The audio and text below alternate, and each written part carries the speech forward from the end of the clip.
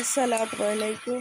Welcome back to my channel Sumi রান্না করে সবাইকে স্বাগত। তো প্রতিদিনের মতো আজও রইলাম নতুন একটা রাস্তা রেসিপি। তো আজ করবো আলু ভাজি রেসিপি। তো চলুন রেসিপিটি শেয়ার করা যাক। তো এখানে 3 থেকে 4টা আলু নিয়ে নিয়েছি। আলুটাকে খুব সুন্দরভাবে এভাবে কেটে নিয়েছি। এবার জল দিয়ে ভালো করে এবার 2-3 বার এটাকে ধুয়ে দেবো। তো খুব সুন্দরভাবে এটাকে কষিয়ে দিয়ে দেবো। তো একদম পেঁয়াজ ছাড়া রেসিপিটি রান্না করবো, একদম সামান্য উপকরণ দিয়ে খুব মজার একটা রেসিপি। এটা রুটি পরোটার সাথে যে কোনো ভাতের সাথেও খেতে পারে।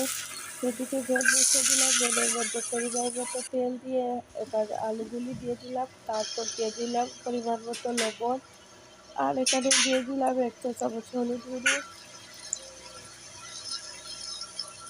1 চা চামচ কাশ্মীরি লাল লঙ্কার গুঁড়ো দিয়ে খুব ভালো করে এটাকে নাড়াচাড়া করে নিলাম।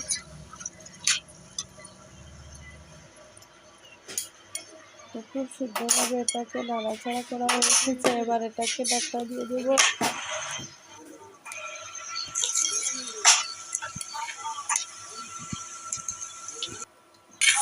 মধ্যেখানে আলুটাকে আমি 1-2 বার আমি ঢাকনাটা সরিয়ে রান্না করে নিয়েছিলাম নাড়াচাড়া করে।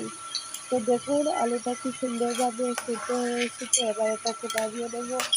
তো দারুণ সুন্দর একটা রেসিপি। ভিডিওটি ভালো লাগলে লাইক শেয়ার ও সাবস্ক্রাইব করে দিও। তো আজ এই পর্যন্তই বন্ধুরা, দেখুন কতটা ঝরঝরে হয়েছে। তো পেঁয়াজ আর অল্প উপকরণ দিয়ে আলুটা ভাজা রেসিপি করেছি। তো ভিডিওটা ভালো লাগলে অবশ্যই লাইক করে দিও।